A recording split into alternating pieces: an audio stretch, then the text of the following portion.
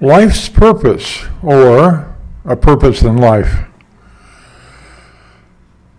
A lot of us that are around 80, plus or minus a bit, reach a point where we're wondering what the purpose of all this is. What is life's purpose in the big picture, or what is a purpose in life, my life? What's my purpose? And I've thought about this quite a bit, and what I've ended up with is, I know what life's purpose is, and that is propagation of genes. And I've done that, so that part's taken care of. But what's my purpose in life at this point? I finished nature's requirement. Now, what do I want? Is it really important to nature what I do? Why I'm here? Well, I've come to the belief that it's not important to anyone but me. It doesn't matter to anyone but me, but it does matter to me.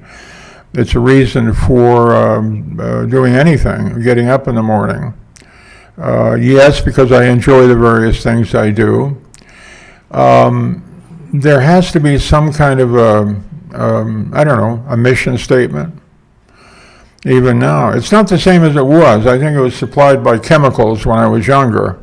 You know, the various hormones in the bloodstream and that sort of thing.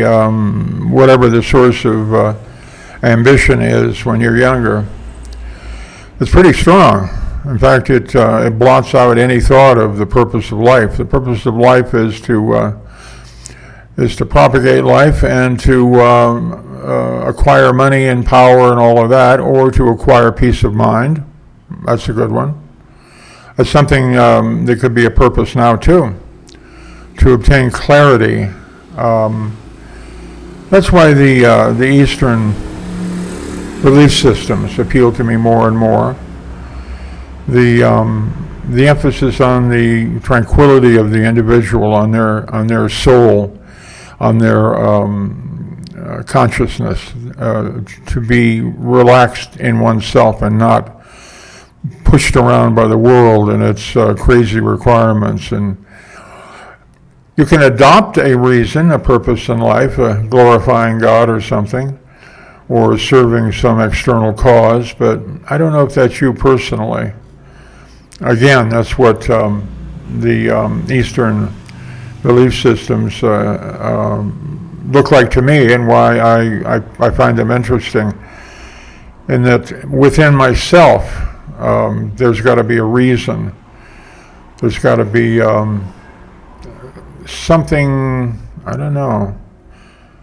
I read up on it. I had a couple of the books on Buddhism up north, but they're part of that great pile of stuff that isn't coming down here, and I don't know what's going to happen to it. Probably landfill. Or maybe one of the people hauling it to the dump will say, "Oh, that's interesting. The sayings of the layman, the little koans, and the explanation for what Buddhism is." I could get serious on that, or I could just run it through my own head, come up with my own belief based on what I feel. The feeling better one day than the next is a phenomena. That might be chemical in the blood. But something like an idea that perpetuates, that propagates through the days that I have remaining. One of the things I've got to look at is the degrading of the body, the inevitable. I can push that off a little bit. One of the things I was just looking at was my advancing macular degeneration. And that MD is pretty common among old people.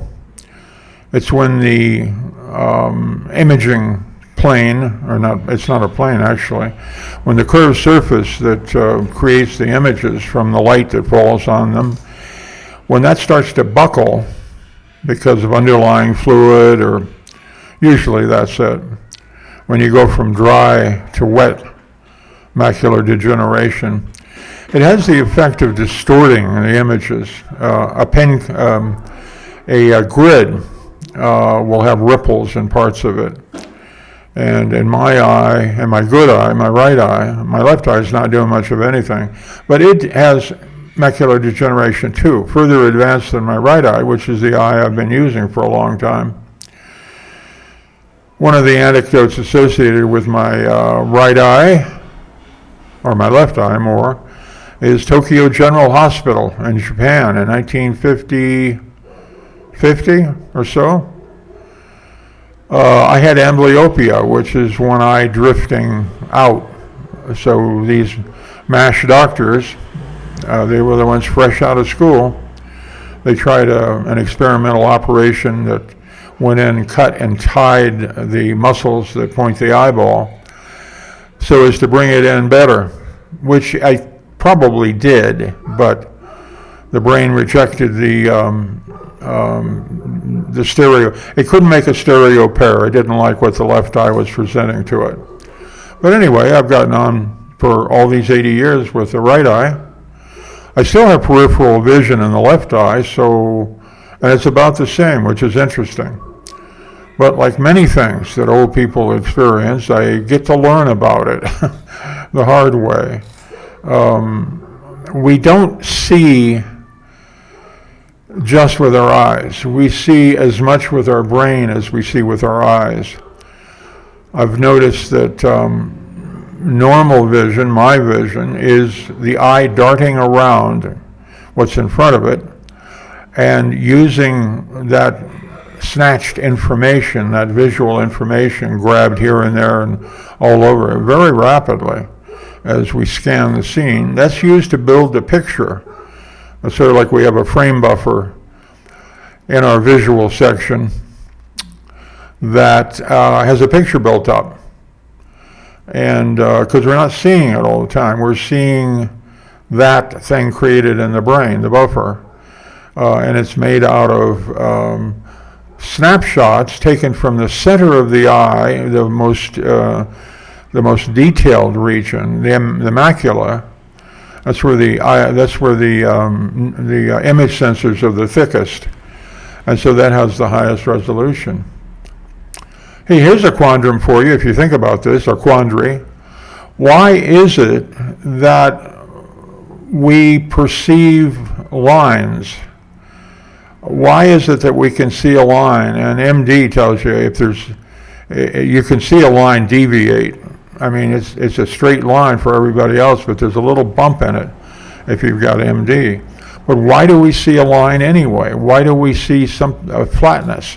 Because the image sensors in our retina are not arranged in a raster. They're arranged in the Fibonacci expansion. They're laid out like the seeds in a sunflower are. They're certainly not a raster. They're certainly not laid out linearly. But somehow we learn to perceive a straight line. And I've never been able to imagine how that's done. What do we have for reference? We look at the surface of the sea in the distance, the horizon on the sea, and it's a flat line. What is there that made it a flat line? Undoubtedly the mental processing for it. So is our purpose in life, or our life's purpose, to examine the shortcomings of our body as it ages? Well, I don't think so. I think our purpose is to get by as well as we can. And as far as drawing and painting and all that was always done within the limitations of senses. The limitations of vision and the limitations of all the other senses and the limitations of imagination. So doing art is not going to stop. I still do that. I'm still going to do that. It hasn't reached the point where it's an insurmountable problem. That's a long ways off. Reading, I'm aware of the areas that aren't imaging properly. But that's one of the reasons we have a finite lifetime, because entropy tears us down. Entropy is responsible for weak muscles and the macular degeneration and the wonky heart problems and all of that. But we keep soldiering on, don't we? I hope you do too. Get whatever joy you can out of it. That's your purpose. That's your reason for being here. And like I said before, if you help others, then you put your suffering and your pain and whatever and your unhappiness outside of yourself. You don't feel it as closely. So help other people and try to get the most you can out of this life, because who knows what's ahead. I'm already planning my afterlife, and I've got it pretty well designed. I won't give it away. That might ruin the spell. But I'm hoping I'll land in the afterlife, and there'll be a line of desks where you got to check in, and they issue your uniform and read you the riot act, tell you what the rules are, and they say, oh, by the way, since you've already worked out what you want for your afterlife, we don't have to do that interview. We're going to plug you right into it. Boy, won't that be sweet. Take care of yourself, and I'll see you next time, or vice versa. Ciao.